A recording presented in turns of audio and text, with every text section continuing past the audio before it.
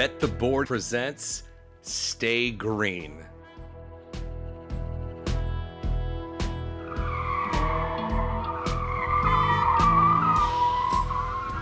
Stay Green is your first stop for all the metrics, matchups, and money-making opportunities at the track each race week.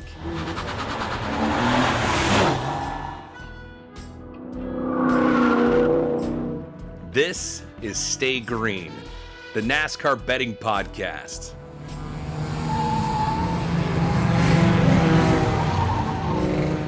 Here are your hosts, Todd Fuhrman and racing analyst Chris Werme. Welcome into the Stay Green podcast, part of the Bet the Board podcast network. The intermediate track at Kansas gave us one of the best finishes that we've seen in NASCAR history, much to the chagrin of a man I'll introduce in just a moment or two. This weekend, all eyes shift to the track slightly shorter than a mile and a half in Darlington, South Carolina, a track with about 1,000 nicknames, the track Too Tough to Tame, the Lady in Black, a variety of different ways that we're going to try and outline in terms of aspects to handicap this thing.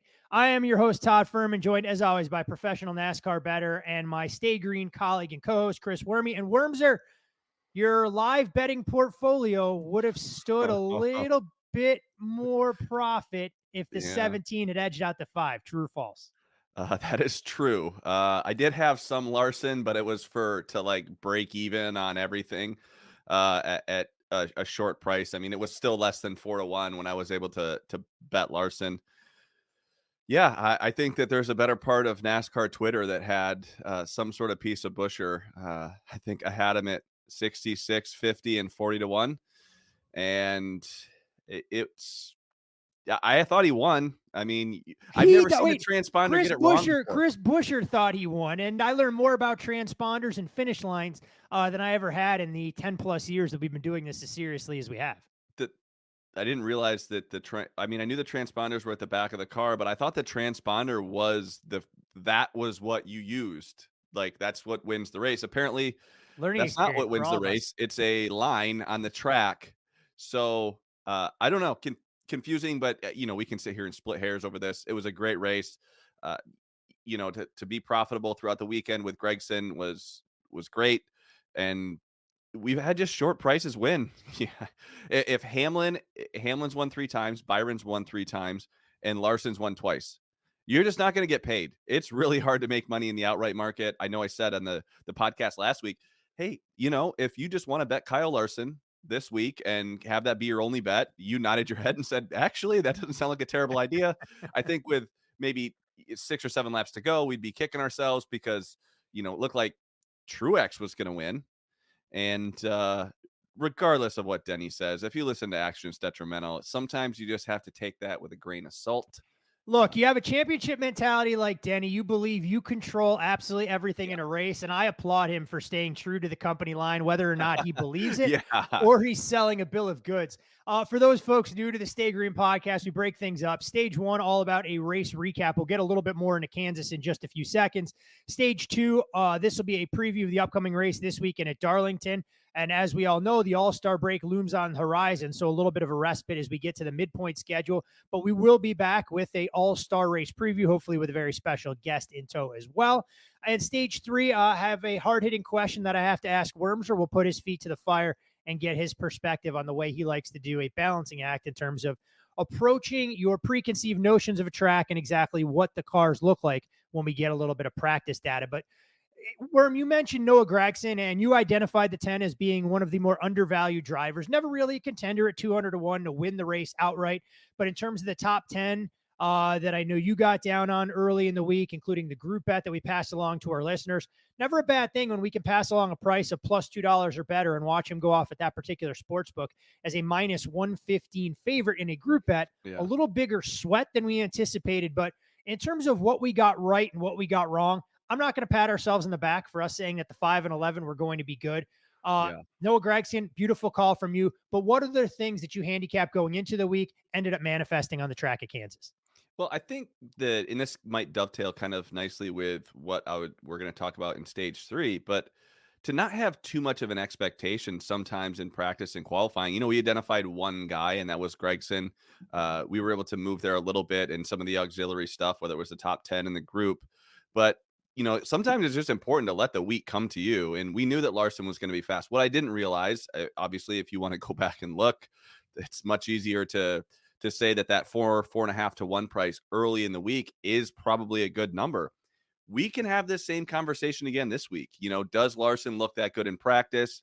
If he does, we now know that plus 250s, available. Which crazy. That just seems like an Xfinity type price or a truck price, not a cup price, especially in a place that's tough, like Darlington. But it was nice to just kind of pick off one guy and beat the market, kind of across the board.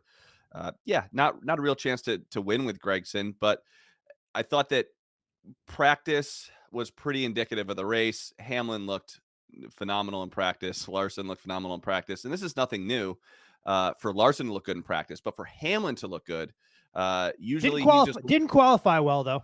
Didn't qualify well, and it's almost like he called his shot. If you're watching qualifying, he's like, hey, if we make it to the top, the final 5 and the top 10, that'd be a great weekend for us because we just don't qualify well there. So the expectation of a poor qualifying was there. I do not think that he thought he could go out there and win stage 1, and neither did I. I thought that this was going to take a while for this car to come in, as it typically does with this 11 car. I didn't anticipate him to lead a ton of laps. I thought he'd be there at the end like he always is, but oh man, at a certain point through the race, it's even Larson on his radio said, I can't beat the 11 in the long run. And he was leading the race at this time. So gosh, we're just going to see it week in and week out, the 11 and the 5, sprinkle in, a Buescher here and there, a Reddick, maybe a Chastain, someone that can mix it up with those guys. But you're going to have to beat Denny and Kyle every single week. And if they don't make mistakes, driving past them is going to be very difficult. One of the things that practice kind of tipped its hand on too, that you mentioned, and we'll get into some of the things real quick in terms of what we got wrong in terms of our pre-race assessment. RFK starting to make some strides. You saw their cars come to life, not just Chris Buescher finishing second and having an outstanding chance to win that race, but Brad Keselowski rattling off some fast laps. We saw a little bit of that speed in practice, not a whole lot of fall off. So some reason for optimism there. And then your favorite driver in the entire Cup Series starting to show a little bit of life coming into the 8 car of Kyle Busch, which we can only hope that if RFK is bridging the gap, that Kyle Busch is starting to turn the corner, that we're going to have a little bit more competitive balance at the top of the field. Maybe not going toe-to-toe with the Kyle Larsons and Denny Hamlins, but in terms of that second tier, as Chase Elliott figures it out, William Byron takes a step back. Alex Bowman has shown consistency. So I think we should be optimistic about some level of parity that we're seeing, at least amongst the top cars. Well, that, and even a guy like Chastain went out there, the guy that we faded with Ty Gibbs, he went out there and was much better than I thought he was going to be in practice. Tough to win a matchup, by the way, for us when our driver comes home 32nd, just for the record. Yeah. Or, just has a tire issue and has to pit early and then gets pinned. It was, what happened with those two guys, because they were probably very similar race cars. I think the biased Worm will say, oh, we were on the right side of that, but not by much. Maybe not to warrant a minus 130 price. It was probably a coin flip here. Looking back on it, I won't say that we were on a dead nuts winner laying $1.30. Maybe if it's minus $1.10, okay, you'll take your chances there because he had about $1.15, $1.20 car. But $1.30, I wouldn't call it a plus EV bet going back and watching. Yeah. So, but we did see Chastain get out there and get some clean air, and Larson wasn't able to reel him in. So it's one of those things where we say week in and week out, you better qualify well. It's really hard to drive through the field, and we've only seen 2 guys do it all year consistently. And until someone comes up there and mixes it up or figures out how to qualify better and put together an entire race, we could see those guys dominate. But we've seen Chase Elliott pick up some speed. We saw Chastain last week. Kyle Busch is starting to get up there. We don't need them all to be fast one week to mix it up with Larson and Hamlin. We just need a couple of them. And we did see Chris Buescher. He lost the lead to Hamlin at one point, was able to get it back. So that's something we haven't seen. When was the last time Denny Hamlin got passed for the lead, or let alone get passed in general? So it was nice to see the 17 mix it up there and lead a lot of laps and be fast over the long run. Maybe not as good over the long run as Hamlin and Larson, but we need some other guys up there mixing it up. It's hard when you have Denny and Kyle going off at sub 4.5 to 1. It's tough to make money. And then to actually have the 66 or 50 to 1 or live literally think they win like so close to the point where they thought they won, and to have that taken away was a bummer. But to get Gregson home in the top 10, that was a little bit of a sweat to get him there and to try and win that group matchup, even with cars that I would better describe as back markers if it wasn't for a little bit of fortunate strategy that worked out in favor of McDowell and Carson Hocevar and the rest of the field. Yeah, I think, to Gregson's credit, I think he was truly good because he fell to almost 17th, or maybe even he did fall to 17th before that in the last run leading up to the caution. I thought, well, the top 10's dead. Now, they had a little bit different tire strategy, so I knew that he would pick off some guys. Todd Gilliland staying out there with the fuel, trying to last all the way down to like the final 5 laps before he pits. I understand that. You got nothing to lose. You're Todd Gilliland, but you knew he'd eventually have to pit. So, but slowly but surely, he was picking him off. He finally got into 10th. I think he passed Ryan Blaney for that 10th place spot. It was a really impressive run out of him. And now books are kind of showing that respect this week, to see a plus 150 top 10 is crazy. But he also was a talk of the conversation on Actions Detrimental, and they had the conversations on Door Bumper Clear. And obviously we were kind of talking his praises, the week early, before everyone else was talking about him. So tends to happen that way. And I think to your point, the market is now caught up. So, yeah, I mean, it's much different betting Noah Gragson going into Darlington at 40 to 1 than taking him at 200 to 1 pre-week last week at Kansas. You see him as a prohibitive favorite of $1.50 against Eric Jones or thereabouts at a prominent sports book as well. One thing that I'll admit that I got wrong, and then we'll close the book or wave the green, white checkered flag on stage 1 and move on to stage 2, was, you mentioned qualifying and the importance of what it means in the next gen car. I thought William Byron, for what speed he had shown in practice, was going to have a knack for driving up through the field, and odds makers continue to respect some of the practice data in the head-to-head matchups. But it almost feels with these good cars, when they have to start 30th or deeper in the field, that you're getting good prices, quite frankly, to bet against them. And more often than not, you need so many things to go right to race your way back to the front. Because yes, William Byron found his way into the top 10. I'm not sure exactly when the restart came. I believe it was with less than 100 laps to go or thereabouts. But, all it takes is one little mistake and there is no margin for error. Unlike Denny Hamlin, who starts just outside the top 10, continues to lose spots on pit road, not once but twice, but finds a way to keep himself in the top 5. Not enough to win the race, but there are so many things that have to go right now in the next gen era that I'm not necessarily sure that you can truly quantify. But it's food for thought, especially for a race this week, where guess what? There ain't tire strategy that's going to work in your favor. Right. You're not taking 2 tires at Darlington. You're either going to be fast and race through the field, or you're going to make sure that you're holding back one set of sticker tires when everybody else has gone through their allotment to try and race your way from worst to first. So it's something to think about there. The other, not only is it just really hard to pass on the track, that last pit stall, the last selection, it's really hard to pick up spots. You heard Denny talked about it in his podcast with Austin Hill, being the lead lap, and Denny having to wait for him to get into a stall and kind of exit slowly so he doesn't hit anybody. Those things really add up. And the last thing you want, with 6 or 7 laps to go, is if you're leading this race, like if William Byron had been, is to know that he's going to have issues on pit road. You almost have to pit off. You almost have to pit off sequence, either come early or come late when you're that deep in the field. And it'll be interesting this week at Darlington. If you have good cars that are deeper in the field, they're going to have to come a lap early and start that pit cycle, hoping they can get ahead. Because if they wait an extra lap to come down pit road, they're going to lose too much time on track. So it, kind of paints you into a corner, so to speak, for what you can and can't do. But more on Darlington in just a second. You can follow Chris on Twitter at ChrisWerme15. I'm Todd Fuhrman. You can follow me there as well. For all things Bet the Board, be sure to follow the podcast at Bet the Board Pod. And as we get deeper into the month of May, football season looms right around the corner. Some news coming out about our preseason previews, maybe a little bit NFL offseason coverage as well. So make sure you're subscribed to the Bet the Board podcast platform on your favorite podcast platform that are readily available to you. So stage 2, Worm, when we look at Darlington in terms of an overall preview, when we track specs, I mean, this is an asphalt, high tire wear, under 1.5 mile track. We can talk about the oval shape. I won't go into the infamous minnow pond story that I like to do so frequently about the track configuration. But what makes this track so difficult is that turn 1 and turn 2, very different than turn 3 and turn 4. So to get your car to be able to maximize the speed through the unique configuration takes a very special driver. We mentioned at the top of the show some of the nicknames that this track holds: Lady in Black, Track Too Tough to Tame, and your drinking game this Sunday on Mother's Day. Every time the announcers talk about the Darlington stripe, take a shot or a pull of your favorite beverage, because it'll inevitably be there. So when we look at track comps, Worm, the first one for me that comes to mind is Homestead Miami with the high tire wear.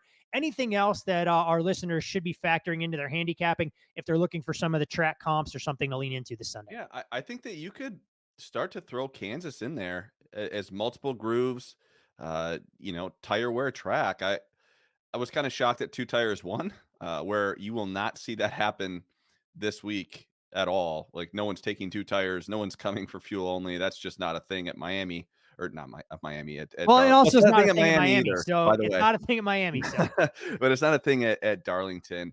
And the other thing about Darlington, to piggyback what you were talking about, is, if you have a green flag run and it's just say 115 laps for a stage, usually guys will come at lap 35, lap 75, and then have, typically a longer run towards the end.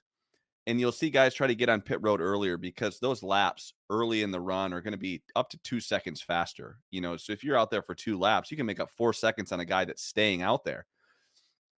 What we've noticed with the 11 team and the 20 team is they've done a good job of staying out on the track for extra 4, 5, maybe 6 laps.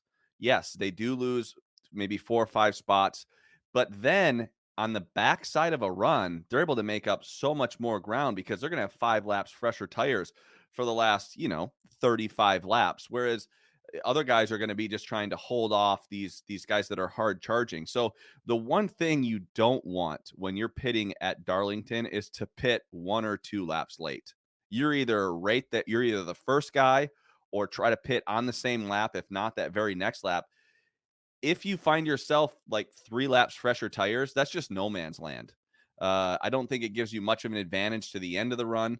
And you certainly didn't make up you lost ground to the guys that pitted 3 laps sooner. So there is a little bit of a dance to these green flag pit stops. I personally like what Chris Bell and Denny Hamlin have done, where they stay out. If you're not the first guy in pit road or the second guy, you might as well wait 4, 5, 6 laps and then have those 6 laps fresher tires for a 40-lap run. I think that's potentially a winning strategy. But ultimately, it's Miami, maybe Kansas for track comps. Tyler Reddick's crew chief, Billy Scott, did a great job of that last week, and I think it had the entire Fox booth a little bit confused in terms of what they were looking to do, trying to anticipate what he could make up by staying out longer and on a fresh set of tires. So for those folks who don't love the inside baseball look or the inside NASCAR, I think when you're watching Darlington this weekend, it's one thing to pay attention to. You will see significant fall off at this particular track. And it doesn't matter how bad your car is or how good your car may be. If you're working on older tires, you're going to be losing a lot of track time to the leaders, even if you're a back marker. And, typically, Worm, when we look at stage 2, we've been breaking down a lot of the drivers that we think will factor into some of the gambling decisions that all the Stay Green listeners will have to make. And this week, no surprise, as you can imagine, Kyle Larson, Denny Hamlin, short favorites, that 4-1, 4.5-1, thereabouts. It's going to be a broken record. Us saying, hey, look, these 2 drivers are going to be good. If you like them, bet them early. The only way you're going to get a better price is if they happen to wreck during qualifying or start outside the top 30. Although I'm thoroughly convinced at this point, Kyle Larson could start 27th, have a good car in practice, and still find a way to watch his odds shorten from 4 down to 2.5-1. So I'm going to gloss over those 2 guys from an argument's sake here and look at some of the other tier 1 drivers that I think are a little bit more interesting. That being Tyler Reddick at a price of 7.5 or 8-1, William Byron in that same price range, and Martin Truex Jr. as well. When we look at Tyler Reddick, as far as his current form is concerned, 7 top 10s, tied for a series best, but just 2 podium finishes. So he's been a consistent finisher, just hasn't shown that elite speed to try and get to the top. Does have 1 win on the resume. It came at a super speedway. Of course, at Talladega, an average finish inside the top 9 over his last 5 races. And when you look at Darlington, 4 next-gen starts here, 3 podium finishes, but he's also had very good starting position as well. Started all 4 races here, 10th or better. That goes a long way. So when you look at Tyler Reddick, how do you begin to handicap the 45 and what realistic expectations you have for him this weekend? I think that this is Tyler Reddick's best track. I think you could go rate just Homestead, Miami, and rate here at Darlington.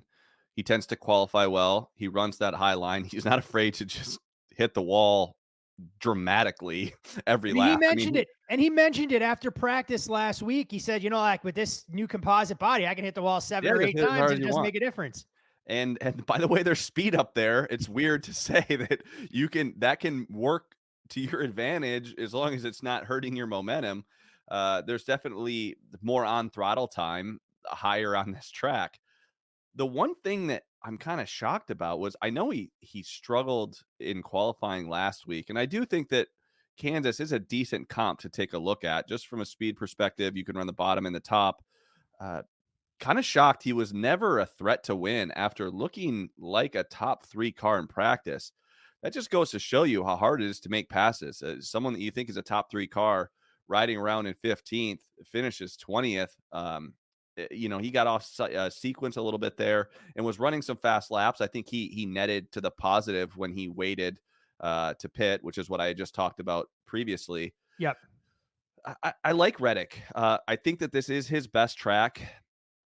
I don't know if this is going to be the best number we see, just because I think the Larson tax will keep other drivers elevated. I don't see Larson's price going up at all. If anything, I think we'll see him come down a bit. And when that happens, I think you could see a guy like Reddick pop off a little higher. But it's not going to be a shock if he looks good in practice or qualifying. I kind of anticipate him to be right there. He'll be in the mix, but man, you still got to win. Winning races is hard, and Reddick hasn't quite put it together yet this year. He's been close, but hasn't been able to actually make the pass late when he needed to. William Byron, he's led just 185 laps so far this season, 5% in the Cup Series, not necessarily consistent with the amount of wins he's been able to amass to this juncture of the campaign. Back-to-back finishes now outside the top 20 for arguably the guy that has been the most consistent all season long. When you look at how he's performed at Darlington, 3 straight finishes, 8th or better, did lead just 7 total laps here in 2023. All 4 next-gen races here, he's accumulated a driver rating of 103 or better. Good qualifying position, best average finish. I mean, when you look at total speed, William Byron dominates there. Driver rating, he's the top dog. The 24, when you try and assess how you think his performance will go this week. Hard to argue with those numbers, especially the last 4 races. When you say best average finish, you're just including the last 4 visits there in this car. Yeah, so, just all next gen, not in terms of which is primarily when we say history, that's what we mean. We're not going to go back to 15 years ago and try to say that Kyle Busch was really good, right? That doesn't help us. So we say history. We're talking about the next gen era.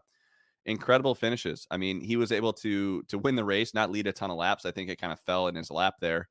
But a 13th is his worst finish. And the thing about that I think kind of bodes well for Byron is it's just, if you don't make any mistakes, you just find yourself kind of running in the top 10 late. We've seen it with guys like Eric Jones that obviously run well here, but they just haven't made mistakes and they find themselves running in the top 10. I expect Byron to do the same thing. However, lately Byron struggled a little. He's actually human. Before, there was some idiot that called him Jimmy Johnson on Twitter. Yours truly here. And ever since then, he's been so inconsistent. You know what? To your credit, he has been driving the last 2 races like Jimmy Johnson is driving the 84. So far no this kidding. Season. Yeah. So there is a little bit of a parallel there that could be made. Exactly. Well, when someone like myself puts the weight of the world on him, it's understandable that he's going to crumble under a little bit of that pressure. I'm sure he's thinking about that when he's they drop glued to your social media feed. Let me tell you, 24 wakes up every morning, kisses his girlfriend, and then goes, you know what? Let's see what that Chris Werme is saying about me on Twitter. Exactly. I need to make sure that I'm back in his good graces. I think right now they're struggling. This is a good track for him. I anticipate him to be good. Again, the Larson effect will probably keep him kind of in this same price point throughout the whole week. So I'd rather see practice. Martin Truex Jr. average finish so far this season, better than 9th. It's actually the best mark in the entire series. While he's still looking for that first win, he's about 100 million points above the cut line. So I think the 19 can be a little bit more aggressive, trying to grab that checkered flag. When you look at what he's done this season, 4 top 5s, 7 top 10s, both amongst the series best. As far as next-gen history at Darlington, hasn't finished better than 18th in 4 next-gen starts here, but does have stage points in 6 of 8 stages, has led 221 laps during the next-gen era, driver rating of 98 or higher in 3 of the 4 races. When you look at some of the other metrics for the 19, outside of average finish, I mean, top 10 in total speed rankings, top 10 in driver ratings, top 10 in running position. I mean, Martin Truex has had fast race cars. He just hasn't been able to get them home safely across the checkered flag. Yeah, it's kind of gross to see that driver rating, which ranks, in the top 10, and to see finishes of 24th, 31st, 31st, and 18, only one top 20. Goes to show you that he's running much better than his finishes, but you just can't make mistakes, and you certainly can't make mistakes late in the race. And I think that's where this 19 team is really been snake bitten at this track. I think this is Truex's best track. If I had to pick a track where I had to, count on if he has the best car, I think he wins this race. So he's run also flawlessly back in, I think, 2021, when Larson was, I thought, unbeatable. Truex went out there and ran a perfect race and held off Larson. So I think Truex is there. He's priced like that, though. It didn't fool odds makers these last 4 I was really hoping we got the 19 open up right around 12-1, that they were going to become enamored with his average finish more so than some of the underlying metrics for a race-winning car. But kudos to them. They were on the ball there, not just in the outright market, but the head-to-heads as well. Yeah. He's come down a little bit. I think he opened 8, now down to 7. Figured he'd take some action pretty early in the week. But I'm just not, it's really hard for me to, with as hard as it is to pass and with as dominant as the 5 and the 11 are, I have a hard time taking like an 8-1 price before seeing practice and qualifying. Yep.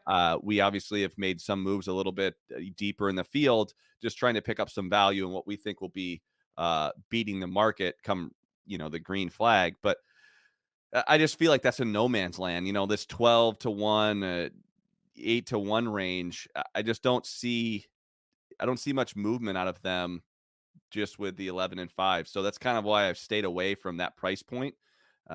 Especially if Truex qualifies poorly, maybe we do see a 9 or 10-1, and then you're backpedaling or you're adding a position just to kind of increase your implied odds. So that's just a really tough spot, is that 12-1 or 8-1 range, with where we see the 11 and 5 go off week in and week out.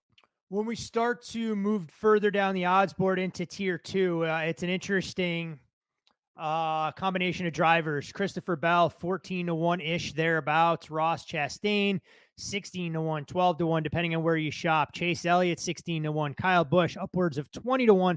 And I'll put him into tier 2 because I think he's still a cut above some of the drivers we'll get to in tier 3. And Brad Keselowski as well, a guy who opened as high as 25-1 at some books. That number has now shortened into the teens. We look at Chris Bell. I mean, he picked up his first top 10 in the last 4 races last weekend at Kansas, but you never really had him mentioned other than when he qualified on the pole in terms of race winning speed. I mean, this is a guy that's qualified inside the top 3 in 3 or 4 next-gen races at Darlington. So if you like Bell, maybe you bet him early, knowing that number could come down. Ross Chastain is interesting. Average finish at Darlington of 21st here in 4 next-gen races. 3 finishes of 29th or worse, but much like Martin Truex, he has been on the unfortunate end of bad luck because some of those underlying NASCAR metrics that we look at, average running position, average speed, driver rating, significantly better than what the finishes show. Chase Elliott, I mean, quietly getting red hot when it comes to accumulating finishes. Now 5 top 5s over his last 6 races, an average finish of 5.3 during a 6-race span. That would be significantly better if we threw out the super speedway. An average finish of 9.7 this season is second in the Cup Series behind only Martin Truex Jr. I mean, he's just shown consistently, and he's doing what the 9 did the year he won the championship. Getting finishes, hoping that the speed is going to be there in the car because he's only led 130-plus laps so far this season. And then when you talk about Darlington, the finishes have been there, but doesn't have a driver rating over 90 yet in the 4 next-gen races. So it shows you that he's been able to maximize results despite not having a race-winning ride. And Kyle Busch quietly putting together, some good runs, trending in the right direction. But when we talk about next-gen at Darlington, I mean, a definition of asterisk-ridden races. I mean, 11th or worse in 3 or 4 of them, started 12th or better in all 4. produced some good driver ratings, has just been on the unfortunate side of Lady Luck, including having an engine blow up under caution. So when you look at some of those tier 2 drivers, we can touch on all of them. Is there one or two that intrigues you a little bit more? The floor is your kind, sir. Well, I know this is hard to believe, but I do have opinions about all 4 of them. When do you not have opinions on any of these things? Yeah, rarely. Are they good opinions? That's the figure. Yeah, were they worth a shit? Yeah, I don't know. We'll find out. The thing with Chris Bell is if this was in the short track package, I think you blindly bet him at that price. However, for him to pull it at a place like Kansas where the high line does come in, I mean, was there ever a moment when we thought Chris Bell was going to win the race? No, not one. From like the drop of the green flag, it was okay. This is not even a really a top 5 car in my opinion, and never really worked his way or looked competitive. So even though they have figured out this qualifying, and I thought a very intriguing interview saying that's what he lives for, is to send it into turn 1 and just not know if it's going to stick or not. And well, maybe that's a great attitude, because I'll tell you what, the guys that lost to him in qualifying didn't have that attitude necessarily. So I think that I anticipate him to qualify well. So if you do think he has a chance at winning the race, which, yeah, of course, but we just haven't seen it. Like, when was the last time we saw Chris Bell outside of Phoenix just go take the lead from someone? And that to me is important when you're trying to bet someone to win a race, especially at the 12-1 price. I think he could even pull it if you have Hamlin and Larson looking good. I can't imagine he's going to go off much shorter than a 9-1. Ross Chastain, I do like.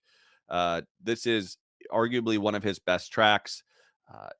Similar to Dover, when in the fact that this is where he's had success. Now, he didn't have success at Dover this past 2 weeks ago, but we did see speed out of him here at Kansas, and I did not think he was going to be that strong, but that goes to show you that if he does get to this clean air, he could be competitive. And the other thing too is he's really good about managing his tires, and he's hard to pass.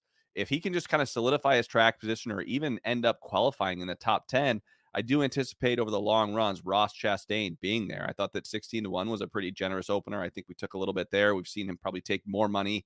But shop around, he's as high as I think 14-1 some places. Other places have him painted 12. So I like Ross this week.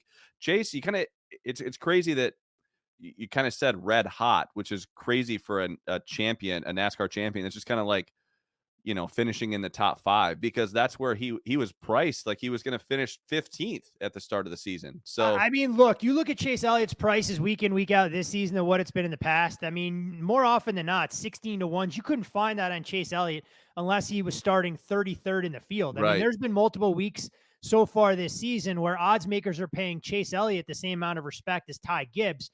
So you can see those two cars basically as ships passing one another during the night. The Ty Gibbs may look faster in practice, but Chase Elliott's the one out there getting actual finishes that matter the most. Most importantly for us, getting us paid.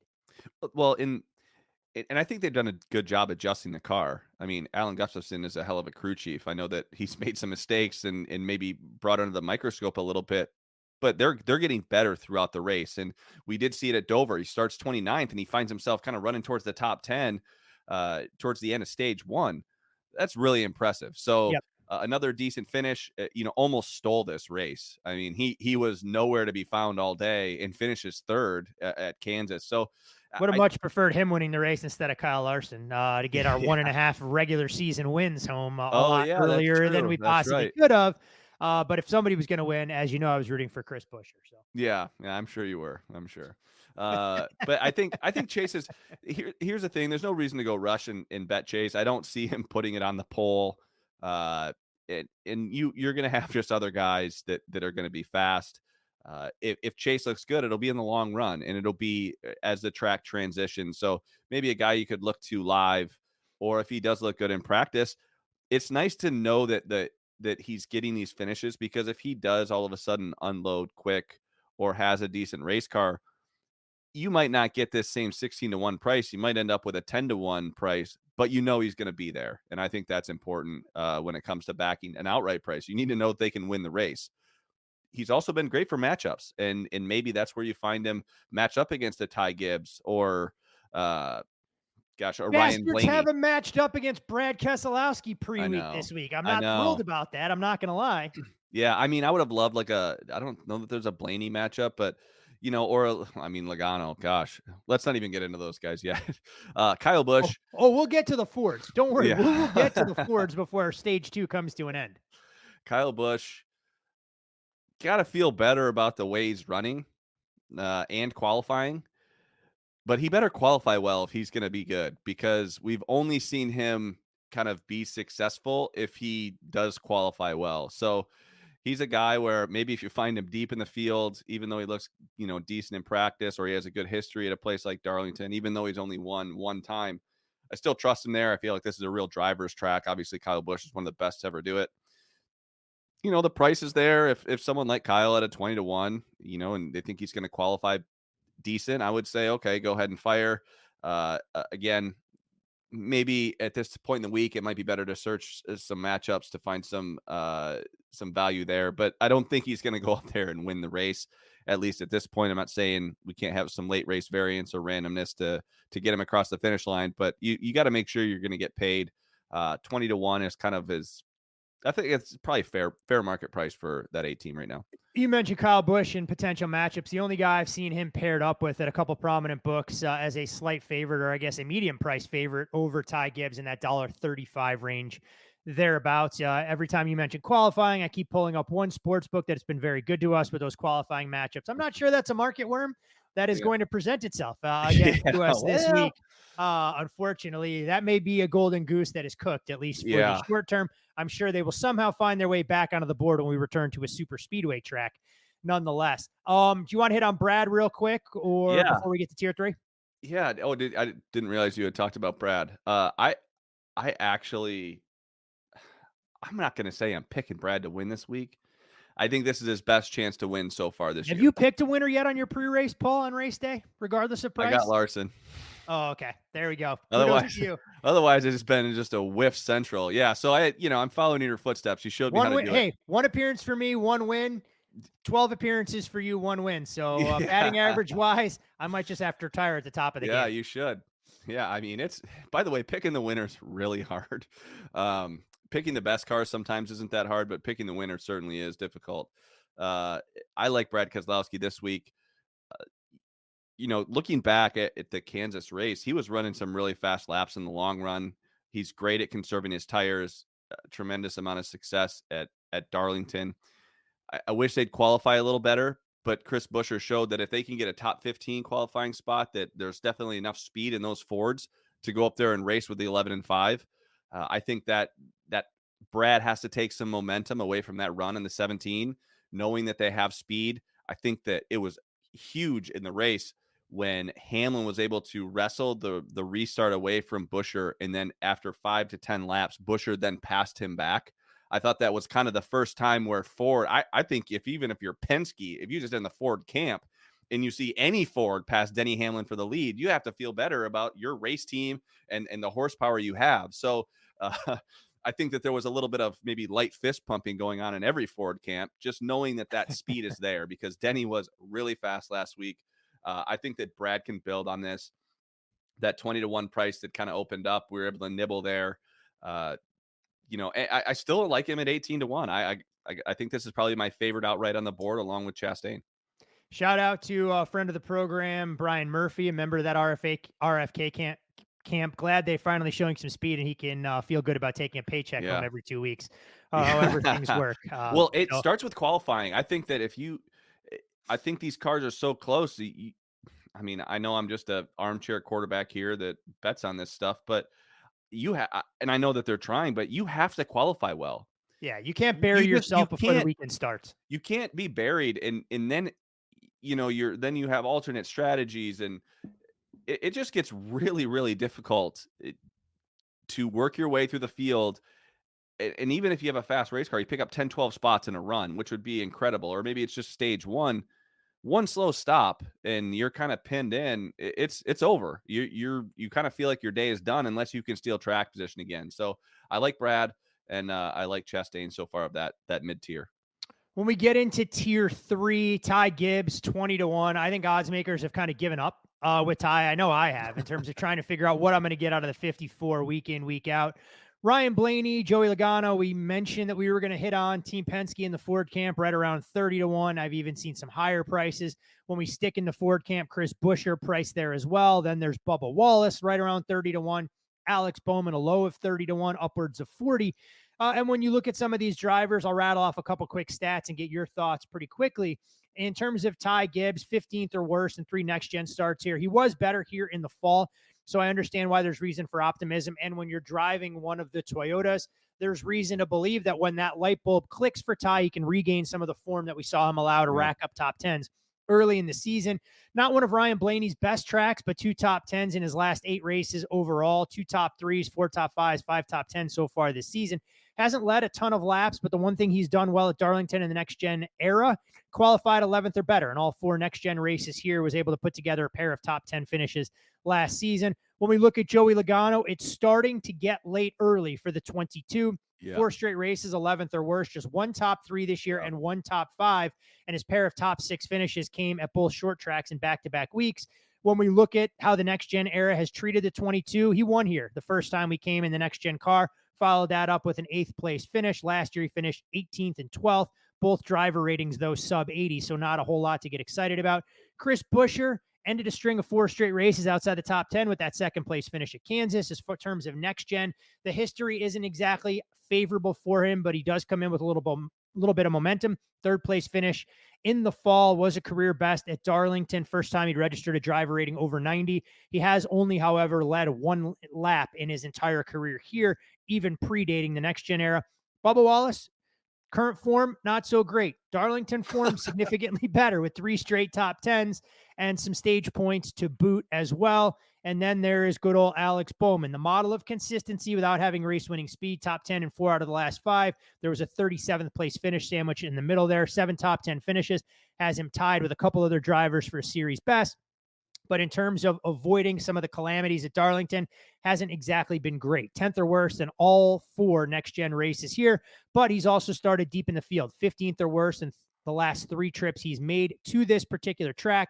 He's had an accident in 2 of the 4 races here, and 3 of those 4 races, a driver rating 65 or below. No reason to hit on all these guys, Worm, so I'll let you pick 1 or 2 in terms of tier 3 guys, a guy that you might want to back, a guy you might want to fade, or anything in between.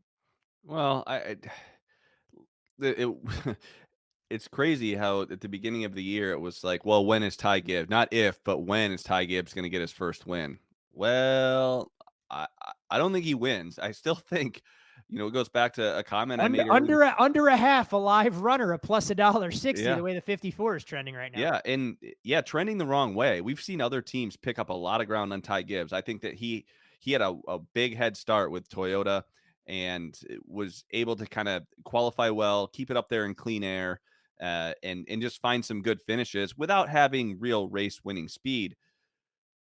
I still will say I think the best car he'll have all year was at the Clash, and that's unfortunate because that didn't amount to a win, and it was not a points paying race anyway. So I think Ty's just maybe looking forward to Sonoma or a road course here coming up, because I do think he does have an edge over a lot of the field there. But on these ovals, especially in the intermediate package, I don't see that as a thing for Ty Gibbs to go up there and win. Ryan Blaney, he's an interesting one. We look at last year, if he wins at Talladega,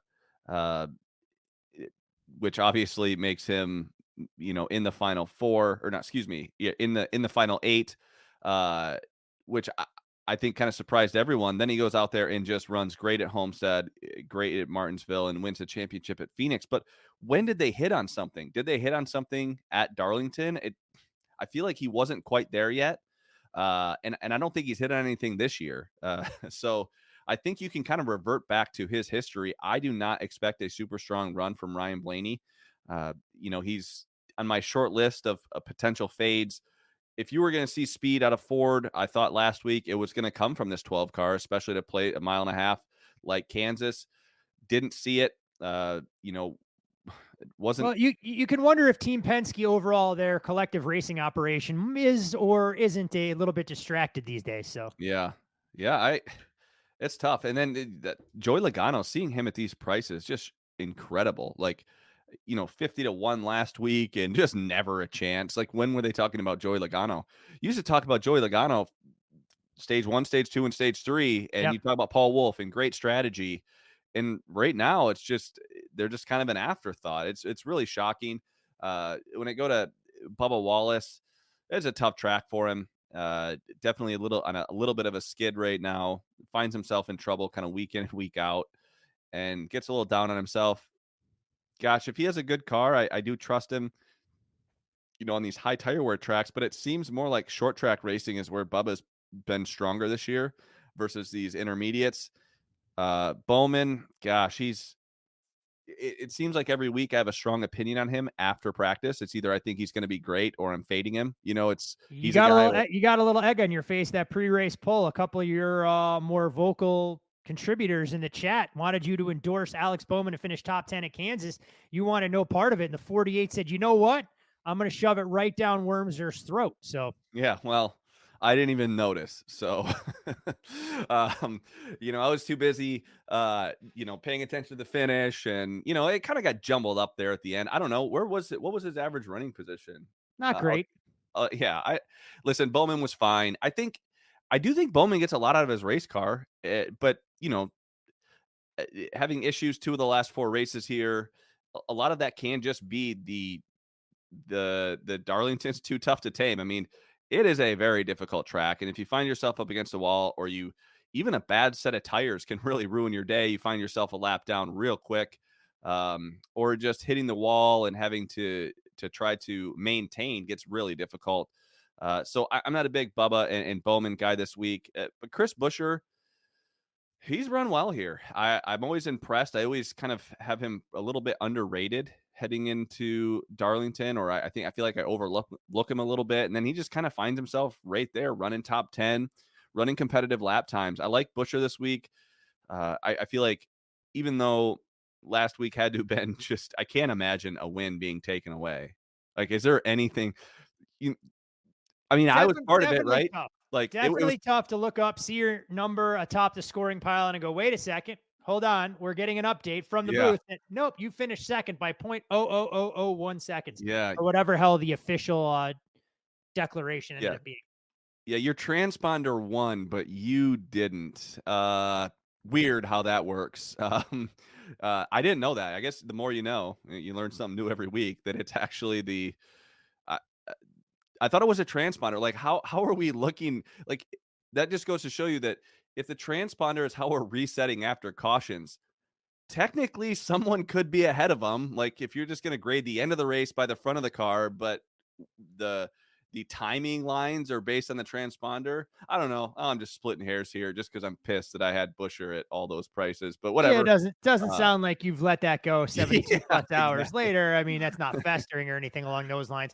Hoping that somewhere along the way, NASCAR may issue reversal worm and you'll be able to cash your ticket. Yeah, I'm sure. Yeah, I go back to an offshore, like, hey, NASCAR issued me a personal apology and said that they'd like to give Buescher the win. So if you go ahead and deposit that money back in my account, that'd be great. I like Buescher. I would say the 2 RFK guys in Chastain are my 2 favorite outrights. I do like kind of staying in that above the 15-1 price point, with the 11 and 5 having, the anticipation of them being super fast and keeping, being the favorites at very low short prices. I do think we can beat the market with those 3 guys. The only thing that scares me with RFK is they better look good in practice if you want to beat the market, because I don't anticipate them qualifying well.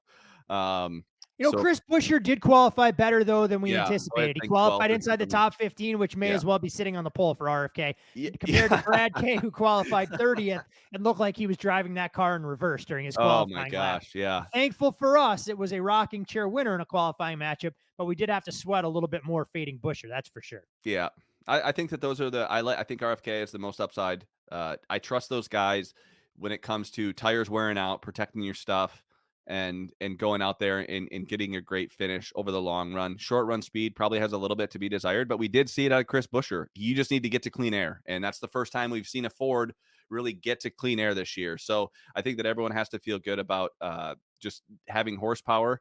in the Fords, you just got to make sure you qualify better. So if those teams can focus on that, find themselves starting kind of in that top 10 area, and that way you don't end up back with the squirrels. Yeah, you definitely don't want to end up back where the squirrels are. That's for damn sure.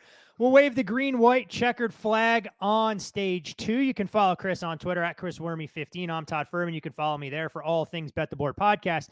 Be sure to follow the show at Bet the Board Pod. And Worm, I'm actually getting a radio communication in my ear from NASCAR Communications. They said the weather forecast doesn't look good. And since we've run an official race, they're going to wave the checkered flag. So there will not be a stage 3 on today's show. Perfect. To try and do that. We have run the official distance. We've made it to halfway. Okay. So we'll have to postpone that talking point. Wow, look at you. 3. Gosh, we're bringing it back next week. Tease it a little bit for the All-Star Race show, but that will not preclude us from getting to a best bet portion of the program. And for any listeners that have been trying to read between the tea leaves, they may have a slight inkling of the direction you're going to take us in. But in terms of a best bet in Darlington, before we see cars on the track this weekend, what have you identified as a potential investment opportunity? We're going to stick with our Michigan boy in Brad Keselowski.